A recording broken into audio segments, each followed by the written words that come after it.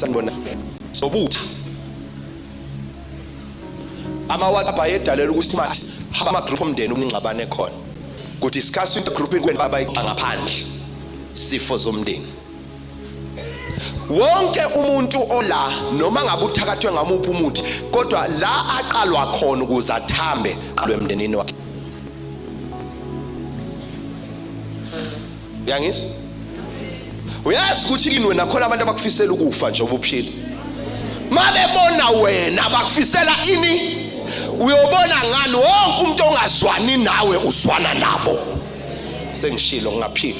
Mqaphele umuntu emndenini owumngani wezitha zakho.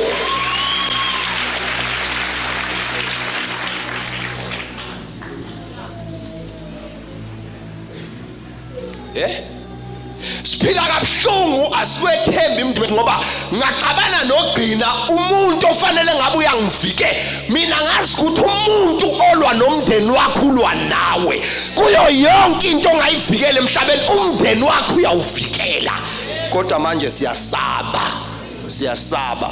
mhla sidla poison siyodliswa yilabo abaseduze kwethu. Why? Abasifiseli okuhle.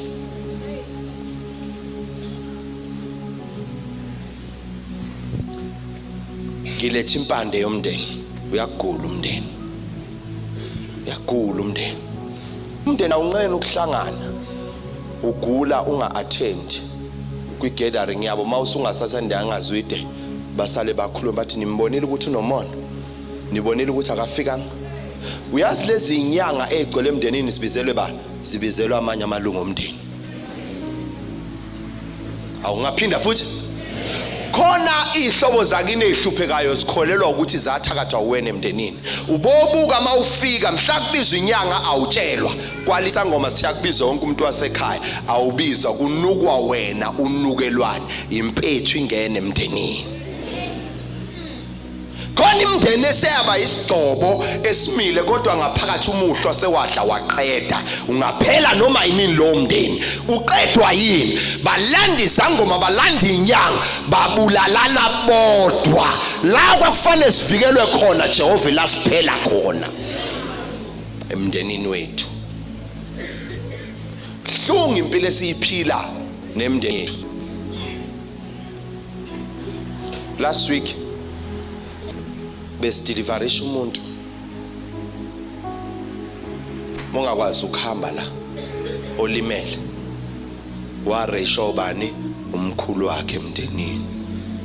Wazwa inkinga umndeni uyagula uyagula. Kofane ngelinye ilanga sike sithathe izinsuku zokukhuleka sikhulekela imndeni ngoba masisayikhulekela as ama individual masikhuphula khona abantu akuthiwa umndeni abanensila zethu abasishonisa phansi.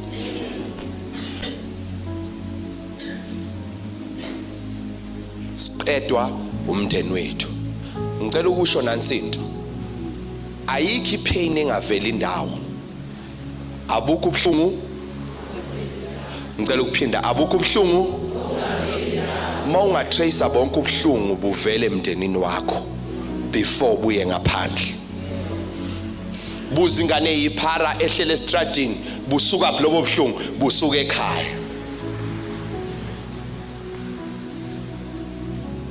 Ngifuna sithandaze ngoba siyenkonzweni yamanzi. Ngiyayisaba imndeni iyagula.